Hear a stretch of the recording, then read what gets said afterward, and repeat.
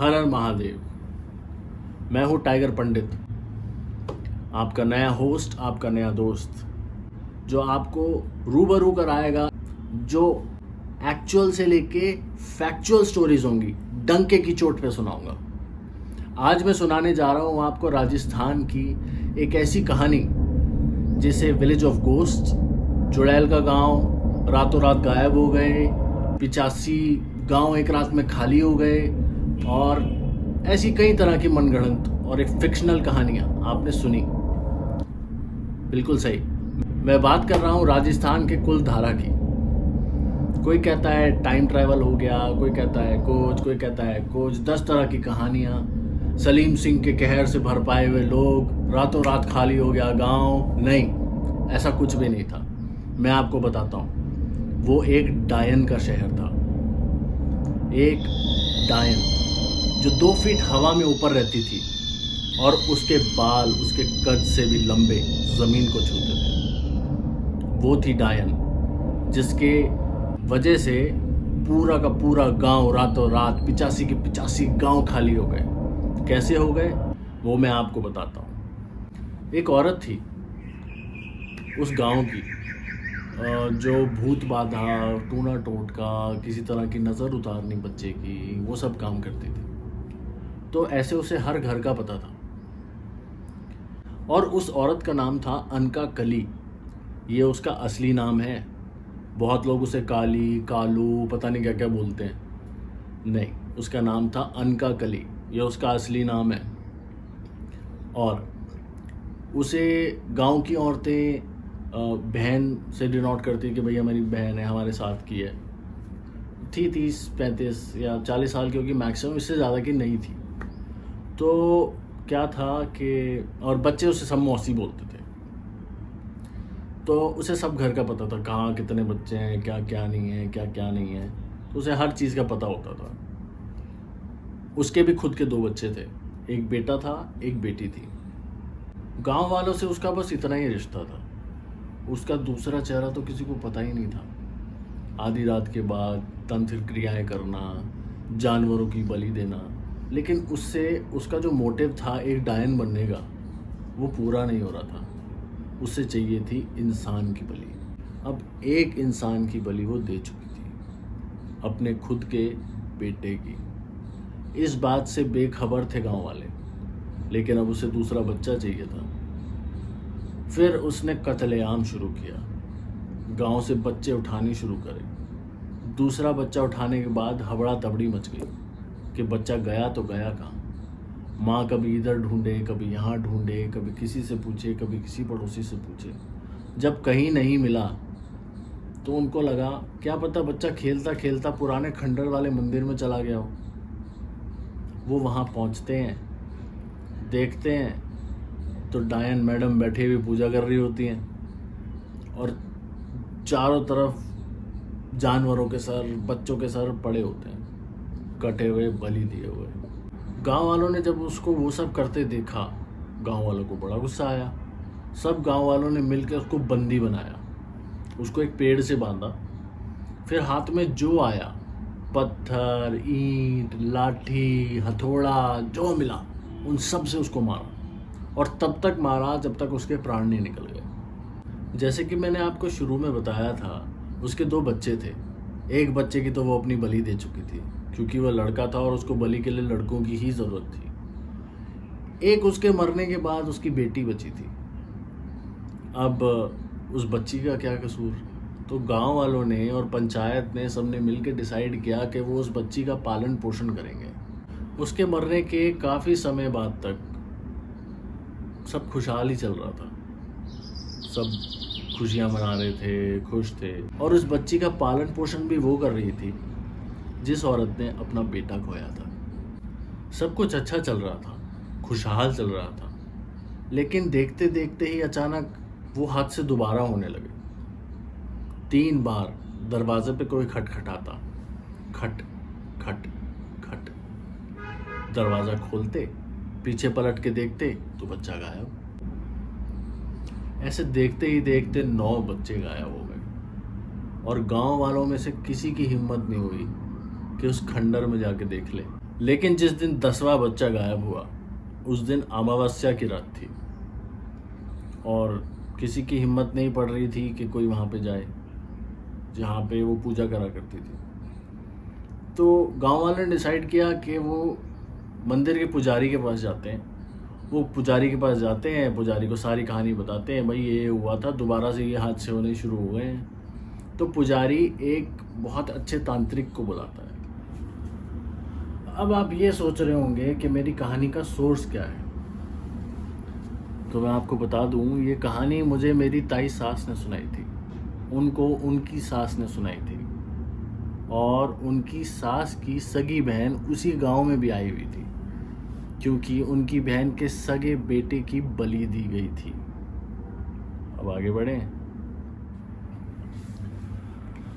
अब तब तो पुराने लोगों के पास सिर्फ घोड़े होते थे, तो पुजारी फटाफट अपने घोड़े पे जाता है और पास के गांव से एक सिद्ध तांत्रिक को ले आता है। वो सिद्ध तांत्रिक फटाफट आता है, जितनी भी देर में आप आया होगा वहाँ पे, वो आके गांव वालों को इकट्ठा करता है और बताता है कि भैया गड़बड़ है, ये एक काले साए से ग्रस्त है आपका गांव। अब काले साए से ग्रस्त है तो फिर समझ जाते हैं। अब वो कुछ झाड़ फूक करता है, झाड़ फूक करने के बाद बताता है कि भाई ऐसे ऐसे नाम की एक यहाँ पे चुड़ैल थी या डायन थी जिसका आपने उसके साथ कुछ ऐसा हादसा हुआ है। तो गांव वाले डर जाते हैं। गांव वाले कहते हैं हाँ भाई ऐसा हुआ है, सारी कहानी पहले की सुनाते हैं और फिर कहते हैं कि भाई अब 9 बच्चे तो पूरे हो गए हैं, पहले बच्चे की बलि उसने अपनी खुद की दी थी, 9 बच्चे अब उसके पूरे हो गए, 10वां बच्चा गायब है। तो कान खड़े हो जाते हैं भाई। तो जब कान खड़े हो जाते हैं तांत्रिक कहता है तो भाई हमें फिर एक काम करना पड़ेगा, आज अमावस्या की तो रात है, ठीक है, तो अब हमें उसको 10वीं बलि देने से पहले उसे रोकना होगा, नहीं तो वो 10वां बच्चा भी नहीं बचा पाएंगे हम। तो फिर क्या होता है कि भाई अब गांव वाले भाई वो डर जाते हैं क्योंकि अगर वो खुद कर सकते होते तो वो तांत्रिक को क्यों बुलाते। तो अब वो डर के अपने घर चले जाते हैं। अब क्या होता है, आपस में पुजारी और तांत्रिक कहते हैं, आपस में मतलब जैसे बात करते हैं, तो अब गांव वाले तो जान ही रहे, तो आपस में तांत्रिक कहता है कि भैया अगर देख ले, अगर ये 10वीं बलि नहीं रोकी ना तो वो और ताकतवर हो जाएगी और देख लो फिर तुम्हारा सांस लेना भी भारी हो जाएगा। अब तांत्रिक और वो वहाँ पर पहुँचते हैं। जब पहुँचते हैं तो क्या देखते हैं, 10वीं बलि दी जा चुकी है। अब क्या करें, अब वो ताकतवर हो चुकी है, लेकिन आखिरी कुछ पड़ाव होते हैं पूजा के या तंत्र क्रिया के, तो वो उस पड़ाव में इतनी मग्न थी और इतनी ताकतवर भी थी कि तांत्रिक को लगा कि यार मैं यहाँ पे एक घेरा बना तो दूंगा, लेकिन उसको इस घेरे में खींच के कौन लाएगा, क्योंकि वो इतनी बलशाली हो चुकी थी। तो वो जब एकदम मग्न थी अपने आखिरी तंत्र की क्रिया में, तो वो डिसाइड करते हैं कि उसके जस्ट पीछे ही वो घेरा बना दिया जाए जहाँ पे उसको कैद करा जाए हमेशा के लिए। तो वो चुपके से उसके पीछे ऐसे एक घेरा बना देता है, झाड़ फूक कर देता है और फिर उसका ध्यान बटाने के लिए उसको ललकार के पुकारता होगा भाई कि ए क्या चल रहा है यहाँ पे। तो जैसे ही वो गुस्से में पलट के उठती है भाई, 2 फुट हवा में और लंबे बाल, उसके कद से भी लंबे बाल और ज़मीन को छूते हुए और ऐसे हवा में विशालकाय बदसूरत, और उसके चेहरे पे वही निशान जो उसको मारते टाइम, जब उसके प्राण निकले थे, उसको मारते टाइम जब पत्थर मारे थे, ईंट लाठी जो मिला था, जो मारा था, वो सब चेहरे पे उसके निशान थे। तो वो गुस्से में ऐसे उठती है पलट के, और जैसी आगे आने लगती है, जो भी वहाँ पे हमने वो कर रखा होता है तांत्रिक ने, वो आती है और वहाँ पे कैद हो जाती है। और सारी क्रियाएं ख़त्म करने के बाद उस खंडर को त्रिशूल से और लाल धागों से सब बंद करके पेटी पैक कर दी अंदर लाइन, और सब गांव वालों को हिदायत दे दी, वार्निंग, कि अब ना उस खंडर की तरफ कोई जाएगा, ना उस खंडर से यहाँ कोई आने पाएगा। अगर ऐसा कुछ आदान प्रदान हुआ तो फिर समझ जाना बॉस, खतरे की घंटी। और ना किसी तरीके के छलावे में पड़े, क्योंकि जब ऐसी पावरफुल शक्तिशाली चीज़ें बंध जाती हैं तो वो खुद तो कुछ कर नहीं पाती, लेकिन पावर इतनी होती है तो फिर छलावा छोड़ा जाता है। और उस डायन की लड़की अब 15-16 साल की हो चली थी।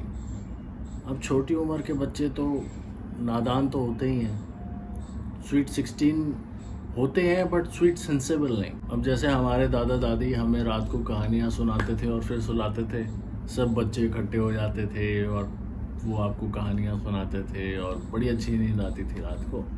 तो ऐसे ही उस बच्ची को भी उसकी दादी, उसकी नानी, काकी सब साथ में बैठे होते हैं, बड़े बुजुर्ग साथ में रात को, और वो कहानियाँ सुना रहे होते हैं। तो ऐसी कहानी सुनाते सुनाते गांव की ये स्टोरी भी उनके सामने आ जाती है। वो कहानी सुनती तो ज़रूर है, फिर आपस में इधर उधर मुँह करके अपने दोस्तों से नज़रें मिला के मीठी से मुस्कान दे के फिर बाद में डिस्कस करते हैं, ये सब बड़े बूढ़े ना हमारा पागल बना रहे हैं, भूत वूत जैसी कोई चीज़ नहीं होती, ये सब चाहते हैं कि हम रात तक ना खेलें, हम जल्दी से जल्दी शाम होने से पहले, अंधेरा होने से पहले घर आ जाएं, इसलिए ये सब हमें ऐसी ऐसी मनगढ़ंत कहानियाँ सुना रहे हैं। भूत वूत जैसी कोई चीज़ नहीं होती और उस खंडर में भी ऐसा कुछ नहीं है, बस इतनी सी बात है, वहाँ कोई जाता नहीं है। अब 15-16 साल के बच्चों में ज़्यादा अकल तो होती नहीं, तो अब ये सारे मिलके आपस में प्लान बनाते हैं कि हम रात को जाएंगे उस खंडर में जब सब सो जाएंगे। अब वो प्लान बना के सबको सुला खिला के पिला के चल पड़ते हैं भाई साहब खंडर की तरफ। अब वहाँ पे वो बवंडर उनके लिए इंतज़ार कर रही है।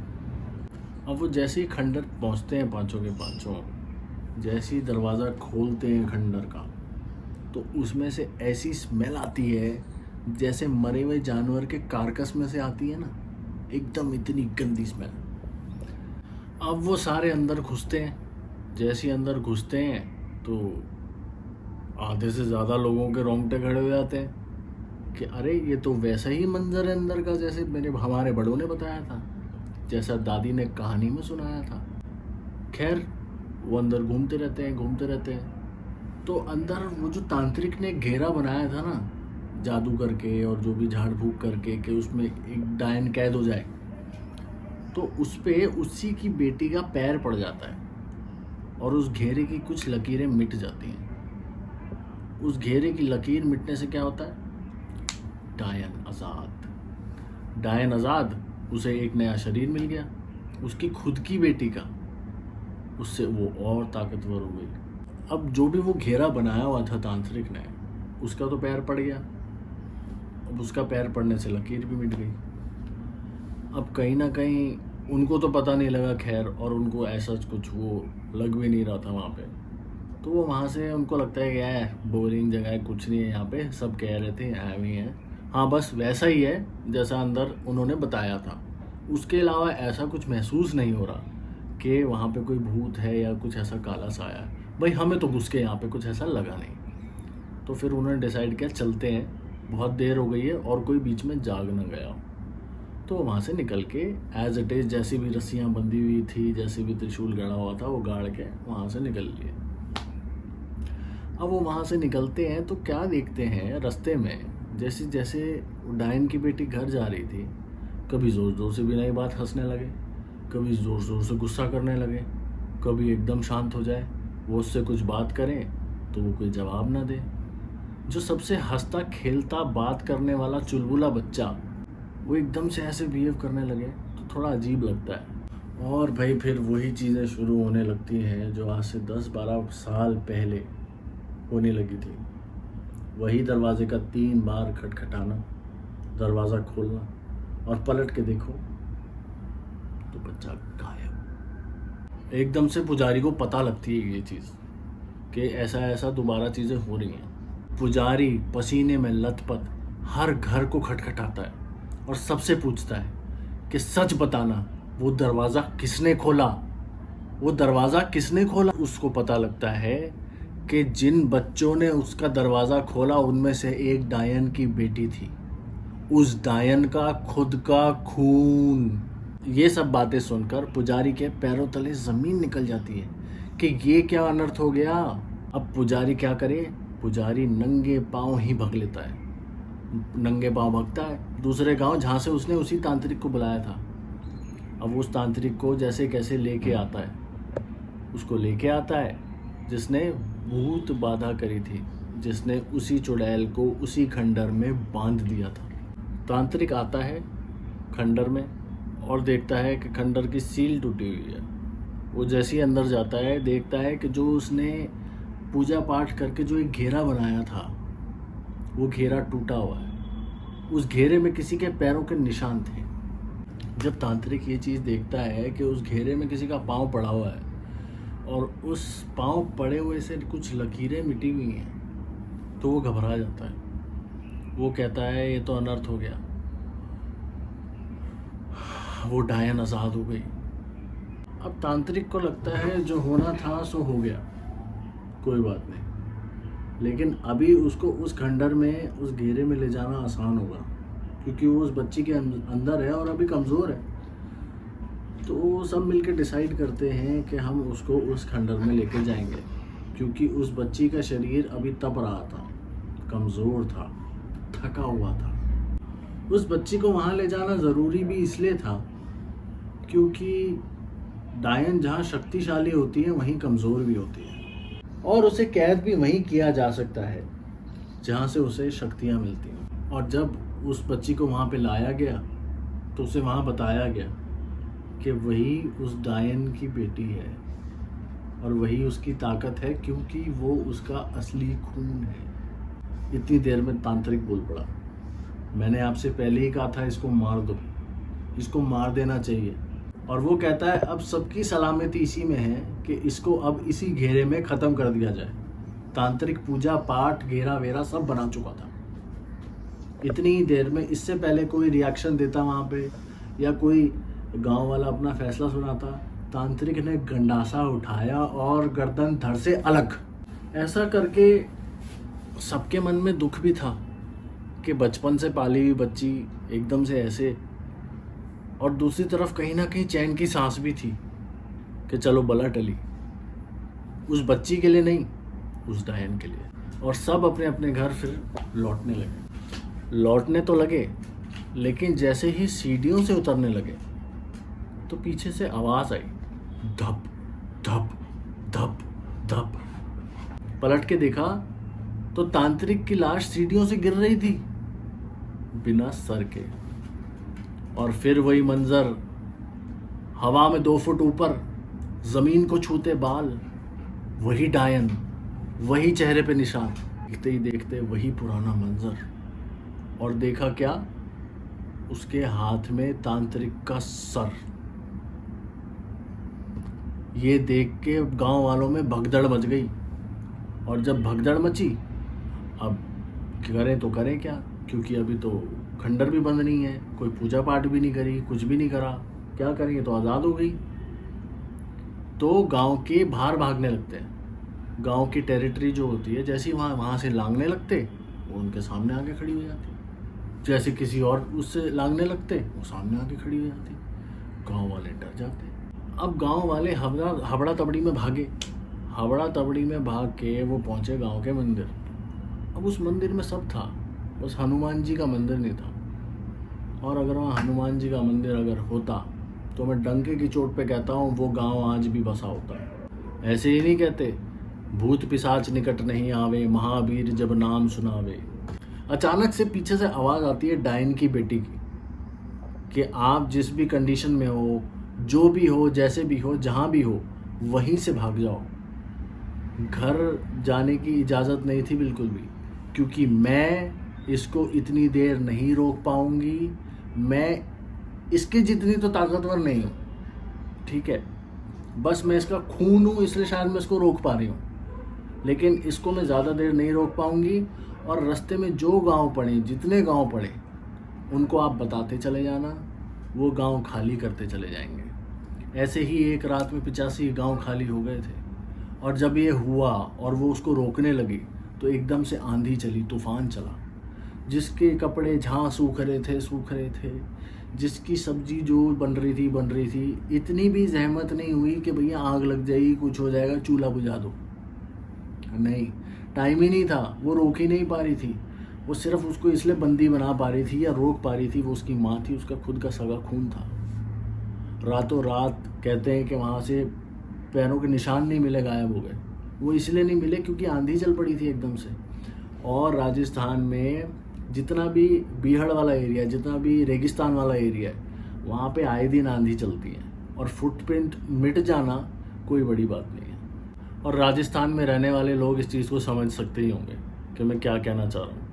वो कहते हैं ना, पैदा करने वाले से ज़्यादा पालने वाला होता है। बस ये उसी पालन पोषण का नतीजा था कि वो उन गांव वालों को बचा रही थी और जल्द से जल्द रवानगी डालने को कह दिया था। वो गांव श्रापित ज़रूर था, लेकिन वो श्राप सिर्फ उस बच्ची का था कि कोई इस गांव में बसने नहीं दूंगी, कोई इस गांव में बसेगा नहीं। वो एक तरह का कवच था। वो आज भी है वहाँ पे कि जो भी वहाँ पे आएगा या बसने की कोशिश करेगा, उसको वो एक छलावा दिखा देती है, उस छलावे से डरा देती है। लेकिन उस छलावे से कभी किसी को नुकसान नहीं हुआ। और ऐसे ही आज भी वो उस गांव की रक्षा करती है। बाई चांस कोई आसपास से भी गुजरता है ना, तो दूर से ही छलावे दिख जाते हैं, उस गांव के पास जाने की कोई हिम्मत भी नहीं करता। ये है उस गांव की एक्चुअल और फैक्चुअल कहानी, डंके की चोट पर। मैं टाइगर पंडित आपसे विदा लेता हूँ और अगली बार एक नई कहानी के साथ आपको मिलूँगा जो एक्चुअल और फैक्चुअल होगी। नमस्कार। हर हर महादेव।